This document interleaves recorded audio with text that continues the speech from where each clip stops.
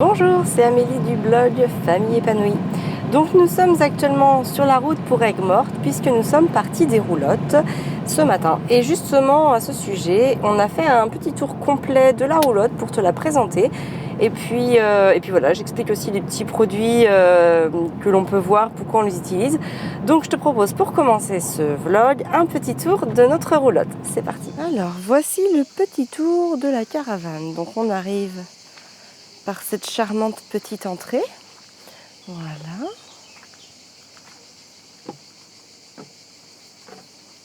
Coucou. Et donc quand on arrive, alors côté gauche, nous avons un lit, qui est donc le lit de Fabien, comme j'ai parlé dans une autre vidéo. Alors qu'est-ce qu'on a d'autre? On a alors le livre que je lis actuellement. Voilà. Ici, j'ai posé quelques affaires à moi. C'est le livre que j'ai lu précédemment. J'ai ma liseuse aussi que j'emmène avec... il y a 4-5 bouquins à l'intérieur. C'est toujours sympa. Comme ça, si j'en ai fini un, j'en ai d'autres. Et en fait, ici, on voit qu'il y a des petits livres qui ont été déposés. Alors, sûrement par les précédents occupants de la roulotte. Et c'est toujours sympa de pouvoir emprunter comme ça un livre. Moi, je sais que quand on était en Indonésie, sur l'île de Lombok, j'avais emprunté un livre comme ça qui m'avait énormément émue. C'était deux petits pas sur le sable mouillé d'Anne Dauphine Julien. C'était magnifique, j'avais vraiment adoré. Donc voilà, c'est toujours sympa de pouvoir se dire que voilà, qu'on peut emprunter des petits livres. Notre carte de France que j'ai achetée pour le voyage. Ensuite ici il y a une petite tablette sur laquelle Fabien a installé son ordinateur pour travailler. Et du côté droit, nous avons la cuisine.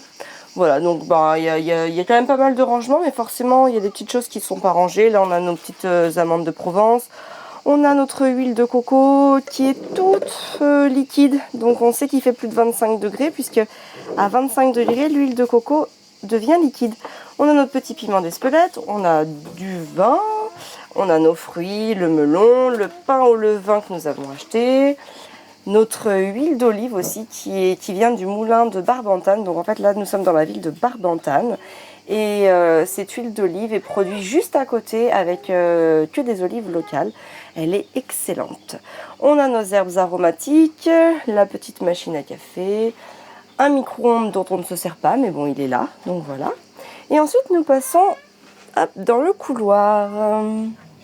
Alors ici, hop à gauche, nous avons la salle de bain avec, alors, dedans il y a le chauffe-eau, les toilettes, la douche, le robinet et enfin un petit peu de place pour ranger les affaires. Donc là, nous avons rangé nos affaires. On a un déodorant Velleda qu'on adore. Fabien utilise beaucoup d'huile de massage à l'arnica quand il court. Donc du coup, il mélange ça d'ailleurs avec la Gaultérie. Il met les deux ensemble et il se masse. On utilise beaucoup les soins WAM, moi je les adore. Donc on a le soin capillaire nourrissant que Fabien en fait utilise aussi en gel. Donc c'est pour ça que là on l'a emmené, parce que moi je me fais évidemment pas de masque en vacances, mais là du coup il l'utilise en gel. Et ça c'est à moi, donc j'utilise la crème de jour Oshka, la crème à la rose. Et en fait je mélange à chaque fois avec une petite goutte d'huile de carotte. Voilà, et puis le peigne. Voilà pour la salle de bain. Et enfin, nous arrivons dans l'espace nuit des enfants et moi. Donc, voilà, nous avons... il y a des placards, évidemment, pour ranger ses affaires. Et le lit, qui est un lit, en fait, en 160 par 180. Et moi, comme je fais à peine 1m60, je dors, en fait, dans ce sens-là également, avec les enfants. Et comme ça nous permet d'avoir un lit en 180. Donc, on a la place d'Arthur avec son pyjama, que je positionne ici pour qu'il puisse le prendre le soir. La place de Gaspard avec son pyjama, ma place. Moi, mon pyjama, il n'est pas là parce que voilà, je sais où il est, je le prends dans un autre endroit. Et la place de Constance avec la petite serviette qui permet de recueillir les éventuelles régurgitations de la nuit. Il faut savoir que la roulotte est climatisée, donc ça c'est vraiment super parce que quand il fait trop chaud, hop, un petit coup de clim, ça fait du bien. Une petite table de nuit pour poser les affaires. Et voilà pour le tour de cette jolie roulotte de 18 mètres carrés environ et dans lequel on vient de passer 1 semaine à 5. Si un séjour en roulotte te fait envie, sache que c'est le site des roulottes en Provence qui propose en fait ce type d'hébergement insolite, et franchement on y a passé une super semaine, c'était vraiment super sympa. Les hôtes sont très accueillants, très chaleureux, complètement adorables. Enfin bref, que du positif en tout cas pour notre retour. Nous voici donc sur la route pour Aigues-Mortes, nous avons chargé le coffre. Nous avons à peu près 1h10 de route et voilà, on va aller visiter cette jolie cité qui était le départ principalement de Louis IX pour ses croisades.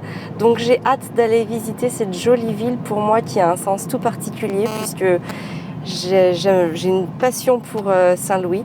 Donc voilà, j'ai vraiment hâte d'aller visiter cette ville. Et sinon, dans cette vidéo, je vais te parler de nos choix d'instruction en famille. Pourquoi nous avons décidé de ne pas scolariser les enfants, comment nous allons nous organiser, comment nous nous organisons déjà, et puis nos réflexions pour le futur et la scolarité des enfants. Je te présenterai aussi un livre qui est très inspirant que je lis en ce moment et que je te reconseille chaudement. Voilà pour ce programme.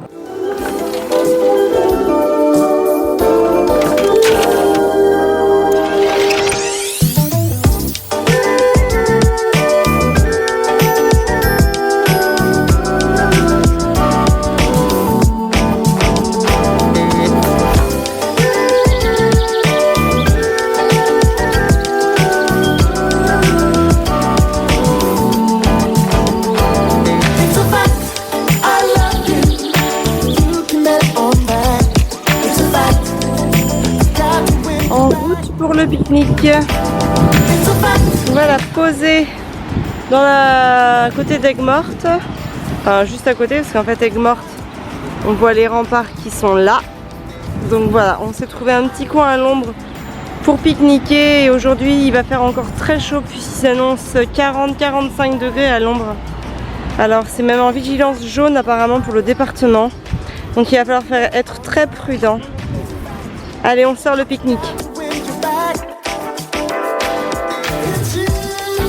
Dans un vlog précédent, on a acheté du pain au riz, millet et sarrasin. C'est un pain qui est sans gluten. Alors on le voit, il est très compact, il est très serré. Et ce qui fait lever la pâte dans le pain traditionnel, en fait, c'est le gluten. Alors le gluten, on peut en manger un tout petit peu, sauf si on est intolérant, bien évidemment, on m'a dit cœliaque, ou si même on est sensible. Il faut savoir qu'il y a de plus en plus de personnes qui sont sensibles, car le gluten aujourd'hui, notamment dans les blés nouveaux, blés transformés, a peu abîmé les parois intestinales. Donc c'est un produit qu'on peut consommer quotidiennement, mais vraiment en petite quantité. Il faut plutôt prendre des pains de bonne qualité. Et l'avantage dans celui-là, c'est qu'il n'y a pas de gluten. Et puis bon, pour varier les goûts, c'est plutôt une bonne alternative. Donc là, le boulanger, on voit qu'il a trouvé un bon système avec une levure pour quand même le faire un petit peu lever. Car je te garantis que si tu fais du pain sans gluten, tu as un truc hyper compact. Et petite précision, alors on ne connaît pas l'index glycémique du produit, parce qu'on sait qu'il y a du riz, du millet et du sarrasin.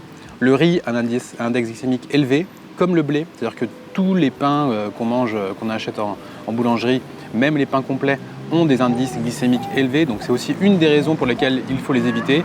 Le sucre monte rapidement dans le sang et à long terme, c'est vraiment pas un bon choix. Là, en théorie, il devrait sûrement être moyen. S'il a mis riz, millet, sarrasin, le sarrasin c'est plutôt bas. Donc c'est sûrement un pain à index glycémique moyen.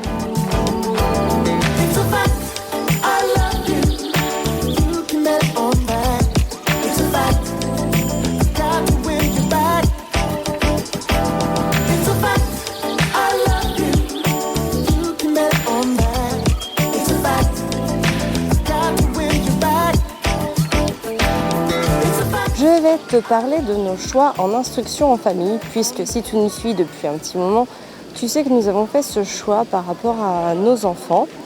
Alors nous avons plusieurs motivations par rapport à ce choix. Évidemment, un des premiers, c'est la volonté de liberté que nous voulons. Il faut savoir qu'avec Fabien, nous avons commencé à travailler sur Paris. Et puis voilà, on a été salariés pendant 2-3 ans et ce mode de vie ne nous convenait pas parce qu'on n'arrivait pas à retrouver la fusion. On est très fusionnels l'un et l'autre. Et forcément, on avait envie d'être libre ensemble. Alors on a monté un premier business. Et puis on a perdu en qualité de vie financièrement parce que on gagnait plus notre vie en étant salarié, mais en même temps on a gagné énormément en qualité de vie parce qu'on avait plus de temps pour nous et puis on était libre. Et puis voilà, le temps a passé, on a fait d'autres choses et maintenant on s'y retrouve bien. Mais par rapport à ça, quand on a eu nos enfants, on a vraiment voulu continuer d'instaurer cette volonté de liberté. Un deuxième argument primordial, c'est aussi la liberté d'apprendre selon les rythmes de l'enfant et aussi selon ses envies. Ça, c'est très important parce que quand on voit le modèle scolaire, on se rend compte que pendant 1 heure, ils font des mathématiques, 1 heure, ils font du français, 1 heure, ils vont faire de l'art plastique, 1 heure de la géographie.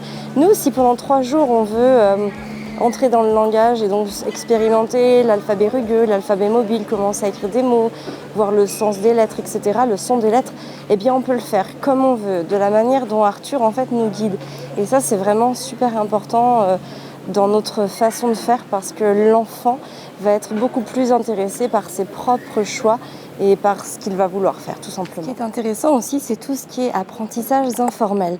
Par exemple, selon les opportunités, par exemple, donc aujourd'hui on est à Aigues-Mortes. Aigues-Mortes, c'est une ville très intéressante sur le plan historique, puisqu'elle a été le point de départ de plusieurs croisades de Saint-Louis. Et donc, alors c'est vrai que nous, aujourd'hui, nos enfants sont encore un peu petits. Arthur n'a que 4 ans et demi. Mais mine de rien, ça nous permet aussi d'évoquer toute la période des chevaliers, du médiéval, du Moyen-Âge, tout ça. Donc c'est vraiment très intéressant. Et moi, je me rappelle aussi qu'à l'école, on a sûrement dû voir cette partie-là de l'histoire, parce que je pense qu'elle est incontournable au programme. Malgré tout, je ne m'en suis jamais... ça ne m'a jamais marqué, alors que quand j'ai voulu le voir de moi-même, c'est-à-dire après mes études, où j'ai vraiment eu un regain de passion pour l'histoire, j'ai commencé à m'informer par moi-même et j'étais donc moteur de mes choix, j'étais investie dans mes choix et c'est à ce moment-là que j'ai vraiment commencé à apprendre. Ici, quand on est dans une ville comme ça, Arthur, il retient énormément de choses et plus on va grandir, plus on va suivre les opportunités que nous rencontrerons en voyage, en vacances ou en déplacement. Et enfin, ce que j'adore avec l'instruction en famille, c'est que ça permet à l'enfant de grandir dans le confort de sa sécurité intérieure. Et ça, c'est très important parce qu'il se construit à son rythme. Et chaque enfant a un rythme différent. C'est très important de le respecter. On peut bien évidemment respecter les rythmes de chacun, même en ayant des enfants scolarisés dans une école traditionnelle. Mais ce qui est encore mieux avec l'instruction en famille, c'est qu'on peut écouter leur rythme, prendre le temps de les observer et prendre le temps de répondre à leurs besoins avec beaucoup de justesse et de finesse. Alors au niveau de la socialisation, c'est une question qui revient énormément et en fait la socialisation avec l'instruction en famille est tout à fait possible. Il faut bien avoir conscience qu'on ne se socialise pas uniquement à l'école avec un groupe d'enfants du même âge et d'horizon, on va dire, à peu près similaire, puisqu'en général on choisit l'école de son quartier, donc on reste dans le milieu social dans lequel on évolue habituellement en milieu familial. Avec l'instruction en famille, ce qui est intéressant, c'est qu'on va favoriser les rapports humains intergénérationnels et on s'ouvre donc à énormément de milieux sociaux et puis à énormément de choses différentes. Par exemple, quand on va acheter le fromage à la fromagerie de notre ville, eh bien, on peut parler avec les artisans, les bouchers, tous ces corps de métier en fait, qui à chaque fois vont nous parler de leur métier et vont nous apprendre énormément de choses. Au gré des rencontres, on favorise vraiment l'échange et le dialogue avec toutes les personnes que nous rencontrons. Et aujourd'hui, on se rend bien compte qu'Arthur et Gaspard sont vraiment très à l'aise par rapport au fait de prendre la parole avec d'autres personnes que nous et avec un entourage beaucoup plus large que le simple cercle familial ou de proches. Et ça, c'est très intéressant de voir qu'ils ont confiance en eux, confiance en nous et que cette confiance leur permet aussi d'aller au-delà de leur zone de confort habituelle. Alors à court terme, évidemment, les enfants ne seront pas scolarisés. Arthur devrait rentrer en grande section de maternelle à la rentrée. Nous allons bien évidemment le garder avec nous. Et à moyen et long terme, le but est qu'il reste en instruction en famille le plus longtemps possible, voire tout le temps. En fait, pour le moment, on ne projette pas de les scolariser à un moment ou à un autre de leur cursus, de leur évolution. Donc c'est un choix pour le moment que nous faisons, on va dire, pour eux. Mais une fois encore, c'est apprendre à demi-mot, puisque forcément, moi, je fais totalement confiance à mes enfants dans leur capacité à m'exprimer leurs besoins. C'est-à-dire que Arthur est capable de me demander beaucoup de choses dont il a besoin. Et encore une fois, je pense que le jour où il aura un besoin d'aller à l'école, parce que je l'aurai observé, parce qu'il me l'aura exprimé, je saurai écouter cette demande et ce sera aussi le moyen, peut-être pour lui, d'essayer d'être scolarisé et on verra bien s'il apprécie, s'il n'apprécie pas, s'il y trouve un intérêt ou pas. En tout cas, la porte n'est pas fermée, bien évidemment, à la scolarisation. La seule chose, c'est qu'encore une fois, nous resterons au plus près des besoins de nos enfants et nous les écouterons, nous les observerons avec un grand intérêt. Comme dans le livre que je suis en train de lire en ce moment, Apprendre sans aller à l'école, disponible aux éditions Nathan, on voit bien que les enfants, dès leur plus jeune âge, sont à même de nous exprimer leurs besoins.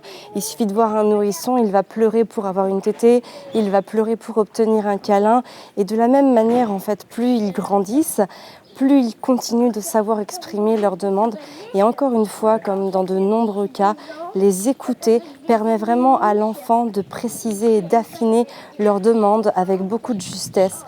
Et donc, plus on fait cet exercice-là, plus l'enfant s'exprimera avec une grande précision et plus nous comprendrons rapidement ce dont il a besoin. Et donc, nous pourrons répondre à ses besoins les plus grands. Alors au niveau de l'implication parentale, qu'est-ce que ça sous-entend ? Eh bien, en tout cas, en ce qui me concerne, ça demande une grande disponibilité tous les jours pour répondre aux besoins de nos enfants, pour leur proposer des activités, des choses qui soient intéressantes pour eux et en adéquation avec leur rythme de développement. Donc il faut aussi énormément les observer pour pouvoir leur proposer les choses le plus juste et le plus adapté possible. Faut savoir qu'en tout cas, moi, j'ai pas de formation d'instit particulièrement. Je me forme auprès de mes enfants, en fait, avec eux. Et puis, évidemment, par le biais de toutes les lectures que j'emmagasine et avec lesquelles je m'enrichis. Je fais aussi la formation Montessori 3-6 ans, donc qui comprend 5 modules, sensoriel, vie pratique, mathématiques, langage, et puis le module 1 d'introduction à la pédagogie, philosophie de vie de Maria Montessori. Mais à côté de ça, voilà, ce sont mes lectures et mes enfants qui vont m'enrichir et me guider dans cet accompagnement d'instruction en famille. À savoir aussi que pour la première année de scolarisation, je pense pouvoir m'appuyer sur des cours par correspondance. Il y en a beaucoup sur le marché, on peut en trouver vraiment des très intéressants. Je n'ai pas encore étudié lequel je choisirais. Je commence de loin à m'y intéresser parce que je pense que je commencerai qu'à partir de 6 ans. Pour le moment, on fait beaucoup de choses, beaucoup de travail, notamment en sensoriel, notamment en mathématiques, en langage évidemment. Et voilà, on apprend de manière sans programme, on va dire. C'est vraiment pour le moment, c'est moi par rapport vraiment aux besoins d'Arthur, à ce qu'il aime, que je vais lui proposer de développer des sujets par rapport à ce qu'il aime. Par exemple, il adore la géographie, il adore l'histoire, donc on travaille beaucoup ces thèmes-là pour le moment. Les mathématiques, le langage, je m'appuie énormément sur la pédagogie Montessori, bien évidemment. Et à côté de ça, je prendrai sûrement donc les cours pour tout simplement savoir quoi voir. Pas suivre le cours en question parce que je crois que ça, c'est pas quelque chose qui nous correspondra. Mais par contre, je puiserai dans le programme pour savoir quoi lui proposer. Mais je pense que l'ordre sera à redéfinir selon les envies d'Arthur, tout simplement. Et après, pour chacun de mes enfants, j'aviserai. Mais je pense qu'une fois que je l'aurai fait pour un, j'aurai assez de maîtrise pour le faire pour les autres. Par rapport au livre que je lis actuellement, qui est Apprendre sans aller à l'école aux éditions Nathan. Je voulais t'en parler un petit peu parce que je l'ai présenté à plusieurs reprises sur Instagram et c'est vrai que c'est un livre très enrichissant qui donne beaucoup d'infos, notamment sur le coût financier d'une telle façon de faire, sur aussi les inspections et les différents contrôles que vont subir les enfants. Ça donne vraiment des infos pratiques aussi et juridiques par rapport à nos droits et nos devoirs en instruction en famille.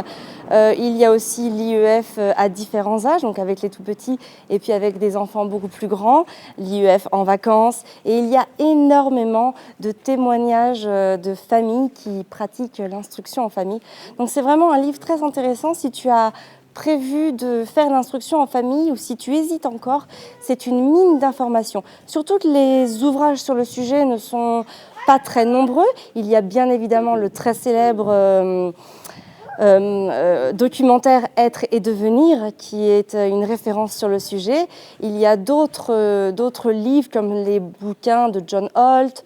Je pense aussi à à Esnil, que j'avais lu, les enfants de Summerhill, qui sont plus axés sur les apprentissages autonomes que sur l'instruction en famille à proprement parler, mais qui sont toujours des livres très enrichissants à lire quand on a choisi d'instruire ses enfants en famille. On va à présent essayer d'aller faire un tour de petit train. C'est pas forcément une activité dont on est passionné, mais avec les enfants, ça peut être pratique pour faire un joli petit tour de la ville et puis aussi glaner quelques informations historiques qui m'auraient, pourquoi pas, échappé.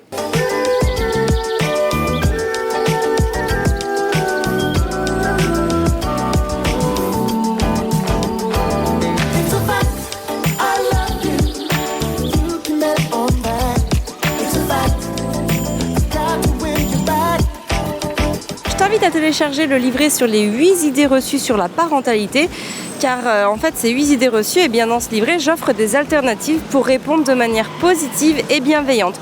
Donc le lien est dans le statut, tu me rentres juste ton email et en fait je te l'envoie directement, ce livret gratuitement sur ta boîte mail.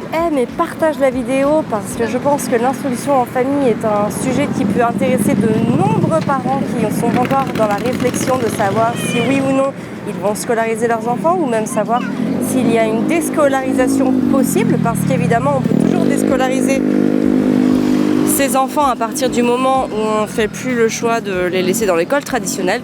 Donc voilà, le fait d'aimer et partager la vidéo va la rendre accessible au plus grand nombre de parents possible.